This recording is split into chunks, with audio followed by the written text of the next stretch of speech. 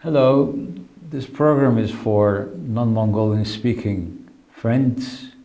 It's Ask DeFacto update on COVID-19 and economic political situation in Mongolia for last week.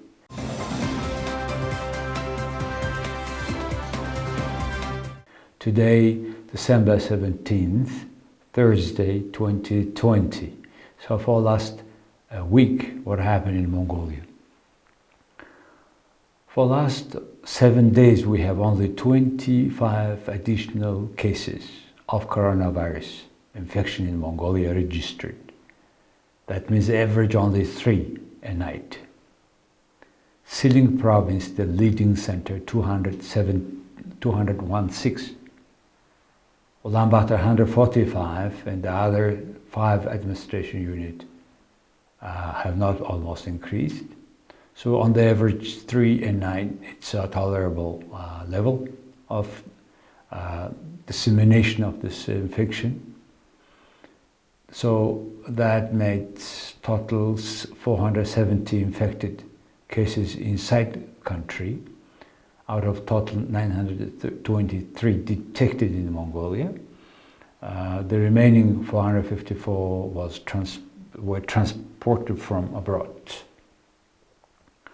Mongolia so far tested 346,000 its citizens out of 3.2 million people, and on average on a day 10,000 people are tested in Ulaanbaatar in other provinces. So out of this 923 people, 530 are treated in a hospital, and 384 are recovered. 0 death so far, thanks God. But not very good news is total 21 medical workers are among these people tested positive. That's concerned because National Center for Communicable Disease, Military Center Hospital, and one Baying called District Hospital are supposed to be a place where there should be no chance for coronavirus infection, but unfortunately there are 21. So it requires and needs total, completely approach to the situation for sanitation of these places. Well, meanwhile, since Monday, Mongolia is now decreased the level of red level of alertness to orange level. That means a high level from the total redness, total preparedness level. So, in this week, some 50,000 Mongolians went back to their provinces.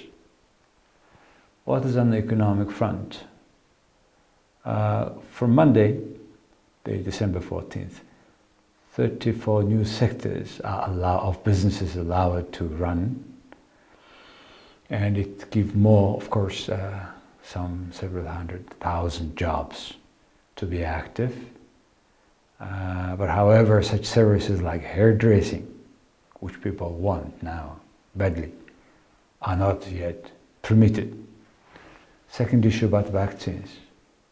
Since many developed countries have started already vaccination for their population, in many cases free of charge, Mongolia is a part of this UN program, COVAX, which looks like coming a bit later because these manufacturers of vaccines will be covering first those who is paying.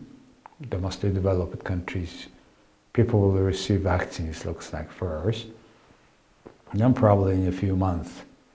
So that's why Minister of Finance of Mongolia have met ADB, Asia Development Fund, bank people for a little bit faster assistance in this regard. Other news, the government of Mongolia have taken the bill for utilities, heating, electricity, water and waste for every household in the country and the majority of the businesses. And the bill, 650 billion MNT till July 1st.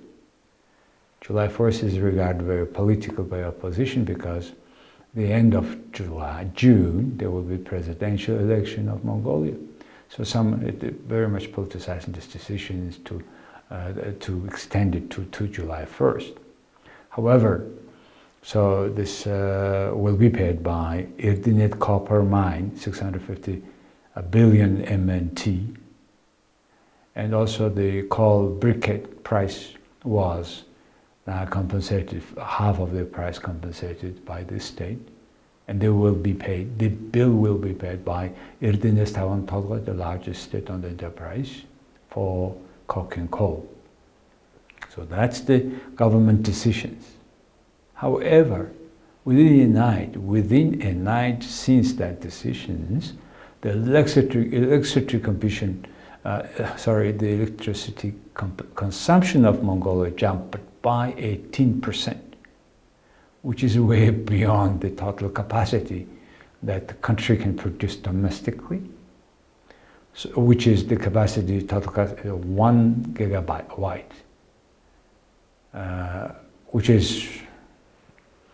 which is long run already with full capacity, in spite of safety regulations that limits that 100% capacity running of its capacity. Unfortunately, this is the case in this coldest capital in the world, where the minus 35 to 40 degrees at night is common.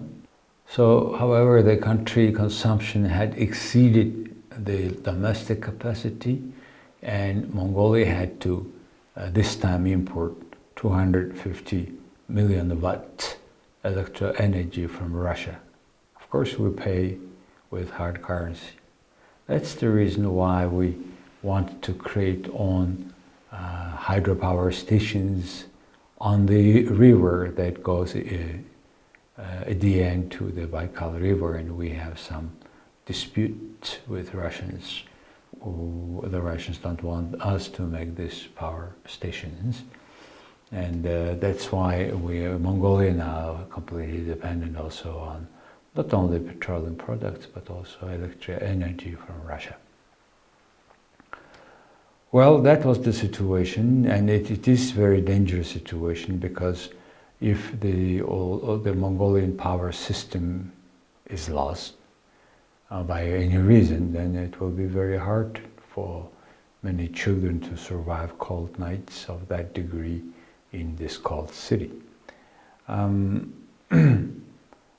So that's why the Energy Regulatory Commission suggested that the government reconsider the decisions, and the consumption over monthly average will be paid by the households.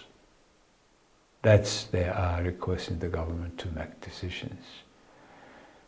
That very fact shows how much Mongolia needs actually for normal living, normal consumption, how much we need electricity, and then it shows how much the country, the government, is not able to provide the energy that the country, the people, the development demands.